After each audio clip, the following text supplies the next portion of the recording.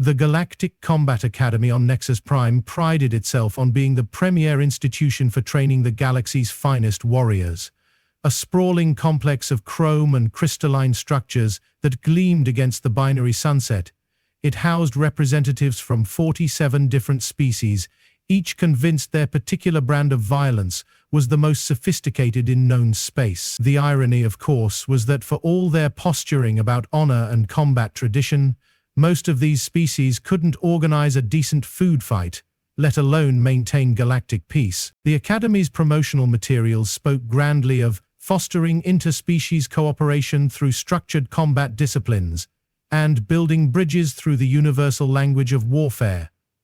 What they really meant was that after 3 centuries of nearly starting galactic wars over trade disputes, someone had the brilliant idea that maybe their warriors should actually know how to fight each other's species before attempting to conquer them. Bureaucrats, it seemed, were the same everywhere in the galaxy, overpaid, underinformed, and possessed of an almost supernatural ability to miss the point entirely. Professor Grixmalt, a 7-foot-tall crystalline being whose species communicated through harmonic vibrations that sounded suspiciously like nails on a chalkboard, had been teaching combat theory and application for the better part of 2 decades.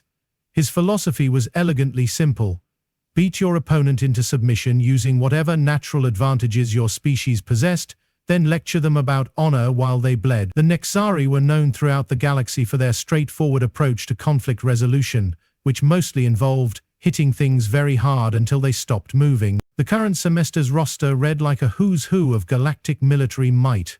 There were the Karathi, 8-foot-tall insectoids with chitinous armor plating and 4 arms, each capable of crushing steel. The Veltar delegation brought their famous psionic abilities and an insufferable superiority complex. The reptilian Skvar contributed their natural weapons and a disturbing tendency to hiss during philosophical discussions. Even the plant-based Ziphonim had sent representatives, though watching a sentient tree attempt combat maneuvers remained one of the galaxy's more surreal spectacles. And then there were the humans. Ah, the humans. Those curious little bipeds from the Third Rock, orbiting an unremarkable yellow star in the Orion Arm. They'd been admitted to the Academy as part of some diplomatic initiative that probably made sense to someone, somewhere, but certainly not to anyone actually tasked with teaching them. Most species regarded humans the way one might regard a particularly enthusiastic but ultimately harmless pet.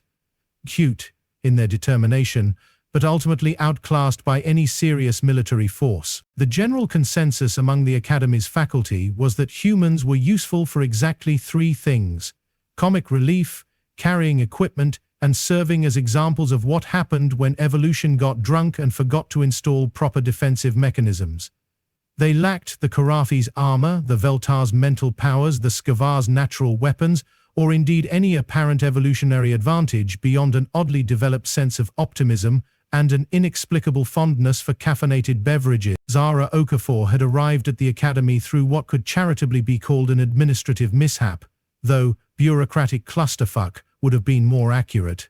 She'd applied for the Galactic Engineering Exchange Program, fully intending to spend a semester learning about exotic propulsion systems and zero-point energy manipulation. Instead, a clerical error had enrolled her in advanced combat applications, and by the time anyone noticed the mistake, the semester was already half over. The administrative staff, displaying the kind of logical flexibility that made galactic bureaucracy the wonder it was, decided it would be easier to let her finish the combat program than admit they'd made an error. After all, what was the worst that could happen? A human in a class full of trained killers? The insurance forms practically filled themselves out. Zara, for her part, had decided to make the best of the situation. She was 22, possessed of the kind of stubborn determination that had gotten her species out of caves and into spaceships, and had grown up with 3 older brothers who taught her that the key to survival was never letting anyone know they'd gotten to you. If the galaxy wanted to treat her like a joke, she'd play along, right up until it stopped being funny. The other students had initially found her presence amusing. Here was this small, soft creature with no apparent natural weapons, no armor plating, no psychic abilities, and no discernible advantages beyond what appeared to be an abnormally high pain tolerance and a disturbing tendency to grin when things got difficult. She stood barely 5.5 feet tall, weighed perhaps 1/3 what most of her classmates did, and looked like she'd blow over in a stiff breeze. Vex'thul Krenvorth was not amused. The karate warrior stood 8 feet tall in his natural armor, a living fortress of chitin and muscle that had been shaped by millions of years of evolution on a death world where everything from the plants to the weather actively tried to kill you. His species had conquered 12 star systems through a combination of superior firepower and a cultural philosophy that could be summarized as, if it moves, kill it. If it doesn't move, kill it anyway just to be safe. Vex'thul had been undefeated in sparring for 3 semesters running. His record stood at 47 victories, 0 defeats and 1 draw against a Veltar telepath who'd managed to convince him he was fighting his own reflection for the better part of 10 minutes. He was destined for command, marked for greatness, and absolutely convinced that the only thing humans were good for was demonstrating the superiority of proper evolutionary development. The fact that this tiny, fragile creature had been placed in his advanced combat class was, in his opinion, either an elaborate joke or a serious insult to his abilities.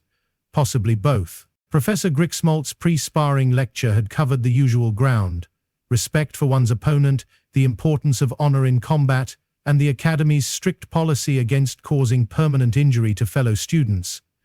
The crystalline professor's harmonic voice resonated through the training hall as he outlined the day's exercise.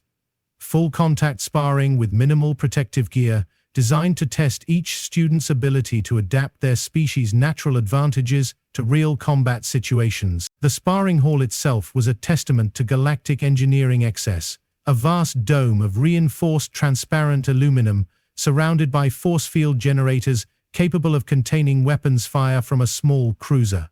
The floor was covered in a shock-absorbing material that could allegedly cushion the impact of a falling shuttle, though no one had been brave enough to test this claim. Hovercams floated silently around the perimeter, recording every moment for later analysis and, presumably, the amusement of future generations. The pairing announcements generated the usual mix of anticipation and dread. Watching a Scar grapple with a Zifine was always entertaining, if only for the sheer biological improbability of the matchup. The Veltar delegation had drawn each other, which meant the audience was in for 10 minutes of 2 beings standing perfectly still, while their minds attempted to tear each other apart on planes of existence most species couldn't even perceive. And then Professor Grixmalk announced the final pairing: Vex'thul Krenvorth versus Zara Okafor. The training hall fell silent. Even the hovercams seemed to pause in their orbital patterns, as if their AI systems were trying to process the sheer absurdity of the matchup. A few of the karate students began what might have been laughter, though it sounded more like industrial machinery in need of maintenance. The Veltar exchanged glances that probably conveyed entire conversations about the futility of existence and the cruel humor of the universe. Zara simply nodded and began stretching. The betting pools opened immediately. The Skavar, never once to miss an opportunity for profit, were offering odds of 50-1 against the human lasting more than 30 seconds. The karate delegation pooled their resources to bet on Vex'thul ending the match in under 15 seconds without sustaining so much as a scratch.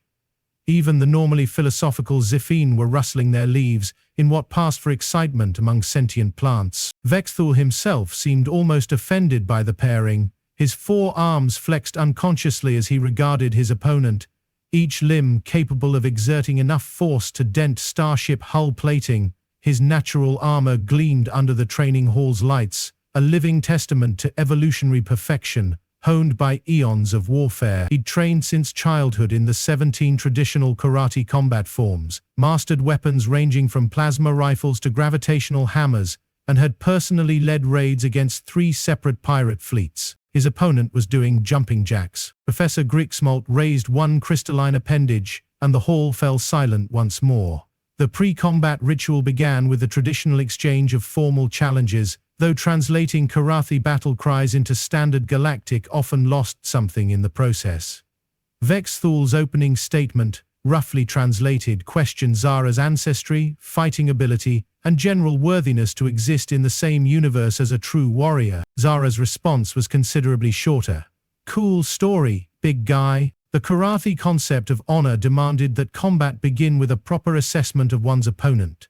Vex'thul circled Zara slowly, his forearms weaving hypnotic patterns as he evaluated potential attack vectors. She was fast, he noted. Faster than her size would suggest, and she moved with an economy of motion that spoke of training, though not in any fighting style he recognized. Her defensive posture was all wrong by any civilized standard. She kept her weight forward rather than centered, her arms loose rather than ready, and she maintained eye contact in a way that most species would consider either deeply rude or mildly threatening. Most disturbing of all, she was still grinning. The initial exchanges were exactly what everyone expected. Vex'thul's reach advantage was enormous. His primary arms alone were longer than Zara's entire body. His first few strikes were testing blows, designed to gauge her reflexes and reactions rather than cause serious damage. Academy rules, after all, and there was no honor in crushing an obviously inferior opponent. Zara dodged the first swing with a fluid sidestep that took her well outside his attack range. The second came closer, forcing her into a rolling retreat that brought her back to the center of the combat area. The third actually connected, a glancing blow that should have sent her sprawling, but instead seemed to redirect her momentum into a spinning movement that left her crouched just outside his guard. The watching students began to murmur among themselves. The human was lasting longer than expected, but that was hardly surprising. Vex'thul was clearly toying with her, drawing out the demonstration for educational purposes. Everyone knew how this would end. Everyone except Zara, apparently. She'd been watching Vex'thul's movement patterns, cataloging the slight delays between his mental commands and his physical responses, noting the way his weight shifted before each attack. Her brothers had taught her that every fighter, no matter how skilled, had tails unconscious movements that telegraphed their intentions. The trick was staying alive long enough to spot them. Vex'thul was good, she had to admit. His technique was flawless by any standard, his timing perfect, his power overwhelming. But he was also predictable. 3 centuries of formal training had given him precision and discipline, but they'd also locked him into patterns that a more chaotic fighter might exploit. The fourth exchange brought them into close quarters for the first time. Vex'thul's secondary arms shot forward in a classic karate binding technique, designed to immobilize an opponent's torso, while the primary arms delivered finishing blows. It was textbook perfect, executed with machine-like precision, and it should have ended the match instantly. Instead, Zara flowed around the attack like water, using her smaller size to slip between his arms and strike upward at what she hoped was a vulnerable point in his armor. Her fist connected with something that felt disappointingly solid, but the impact seemed to surprise him more than hurt him. The karate warrior's response was immediate and overwhelming. All 4 arms moved in concert, creating a whirlwind of striking surfaces that should have reduced any normal opponent to a fine paste. Zara found herself dancing through spaces that seemed too small to exist, her body moving in ways that defied several laws of physics and at least one academy regulation about excessive flexibility. The crowd's murmur had escalated to genuine interest. The human was still moving, still fighting, still wearing that infuriating grin. More importantly, she was making Vex'thul work for his victory. The great karate warrior was actually breathing hard. That was when Vex'thul decided to end the demonstration. The karate finishing technique was as elegant as it was brutal. One primary arm would seize the opponent's neck, lifting them clear of the ground and cutting off their air supply. The secondary arms would immobilize their limbs, preventing any last-ditch attacks.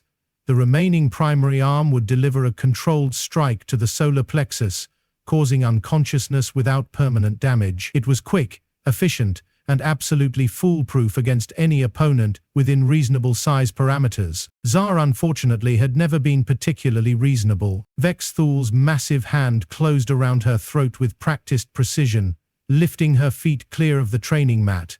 His grip was perfectly calibrated, tight enough to restrict airflow and prevent speech, loose enough to avoid crushing her larynx.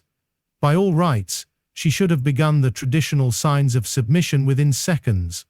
Instead, she grabbed his wrist with both hands and did something that would have made her brothers proud. The human concept of leverage was apparently not covered in standard karate combat training. Neither was the surprising tensile strength of human bone structure. or the fact that a falling body could generate considerably more force than its static weight would suggest.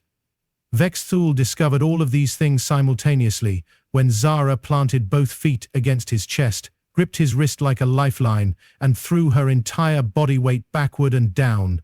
Physics, as it turned out, was remarkably non-discriminatory in its application. The sound that echoed through the training hall was not the satisfying thud of a defeated opponent hitting the mat.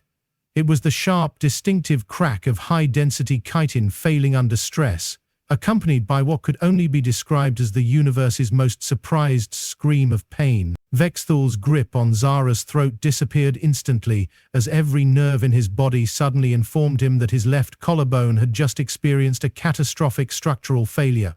The great warrior, terror of 12-star systems and undefeated champion of the academy, crashed to the training mat like a felled tree, clutching his shoulder and making sounds that no amount of translation software could render into polite company. Zara landed in a controlled roll, came up in a defensive crouch, and looked around the suddenly silent training hall with the expression of someone who'd just realized she might have made a slight miscalculation. The silence stretched for what felt like geological epochs.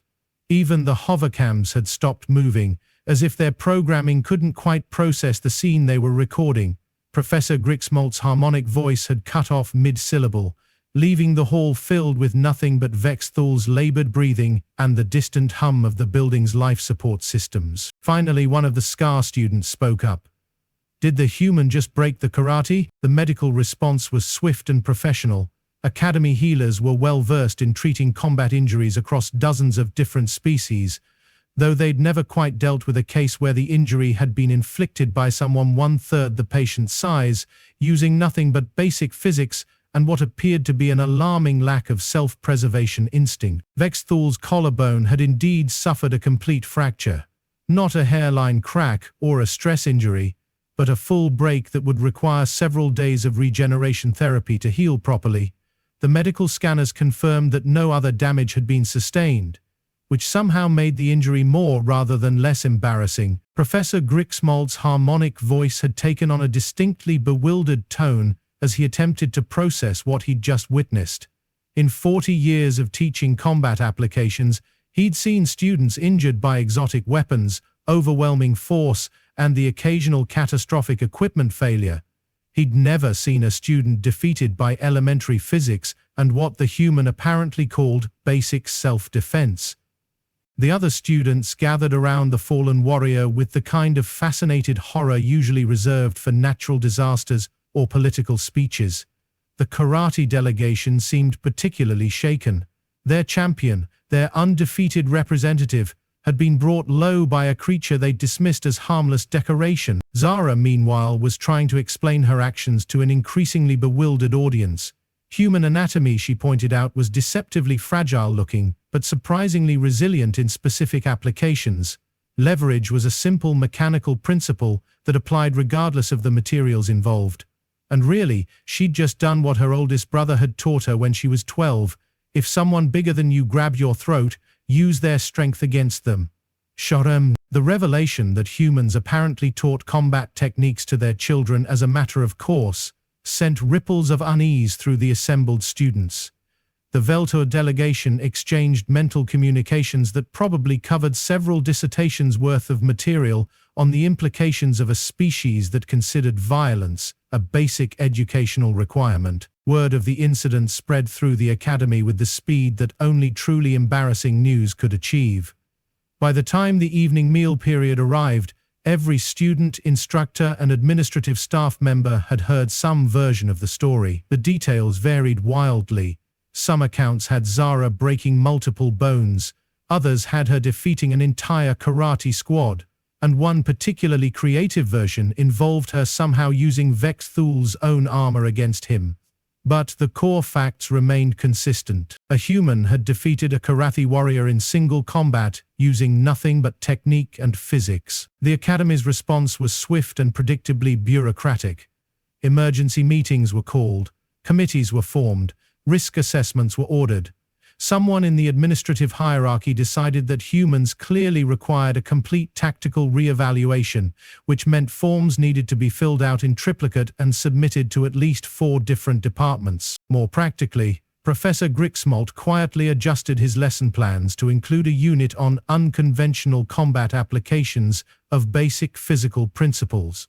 The Academy's medical staff began researching human anatomy and physiology with the kind of intensity usually reserved for studying alien pathogens, and the betting pools, after paying out their rather substantial losses, opened new lines on whether any other humans might be hiding similar capabilities. Vex'thul himself spent 3 days in the medical wing, during which time he had ample opportunity to contemplate the philosophical implications of being defeated by someone he could have stepped on.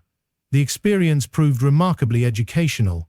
By the time his collarbone had finished regenerating, he'd developed what could only be called a healthy respect for human unpredictability. His first action upon returning to classes was to request a formal rematch, though this time he specified that he'd prefer to understand human combat doctrine before engaging. Academic curiosity, he claimed, though everyone suspected it had more to do with preventing a repeat of his recent humiliation. Zara, for her part, found herself the center of entirely too much attention. Her inadvertent demonstration had attracted the interest of not just her fellow students, but several academy instructors, who wanted to understand how human combat techniques might be integrated into the standard curriculum. The Tactical Analysis Department had requested a formal interview. The Academy's library had asked her to contribute to a new study on interspecies combat applications of elementary physics. Most disturbing of all, she'd received a formal communication from the Galactic Defense Council requesting detailed information about human military capabilities, training methods, and strategic doctrine. Apparently, someone in the galactic hierarchy had decided that, if one untrained human could defeat a karate warrior, they needed to know what a trained human military force might be capable of. The irony was not lost on anyone paying attention. For decades, humanity had been regarded as the galaxy's newest and least impressive member species, useful for their enthusiasm and engineering skills, but hardly a military threat to anyone. The assumption had been so universal that no one had bothered to actually study human capabilities beyond basic diplomatic requirements. Now, suddenly, everyone wanted to know what other surprises humanity might be hiding. Were their engineers also trained in combat? Did their civilian population possess military-grade reflexes? What kind of society produced children who learned to use physics as a weapon before they learned to drive ground cars? The questions multiplied faster than the answers could be found, creating a bureaucratic feedback loop that threatened to consume the Academy's entire administrative capacity. Emergency protocols were activated, task forces were assembled. Someone suggested that humanity might need to be reclassified from minor galactic power to something considerably more concerning. 3 weeks after the Sparring incident, Zara received a priority message from Earth's diplomatic corps, informing her that her academic performance had attracted significant attention from the galactic community. Several species had requested formal cultural exchanges. The Karathi High Command wanted to discuss joint training exercises. The Vex'thul Collective had submitted a formal proposal for military cooperation agreements, and the Galactic Defense Council had quietly begun reclassifying humanity's military potential from negligible to requires further study. Zara read the message twice, deleted it, and went back to studying for her Advanced Propulsion Systems exam.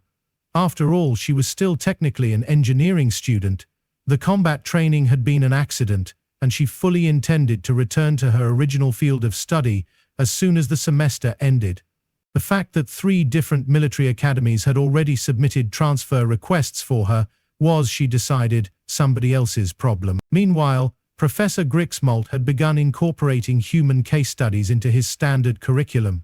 The lesson of Vex'thul's defeat had proven remarkably educational for students across multiple species.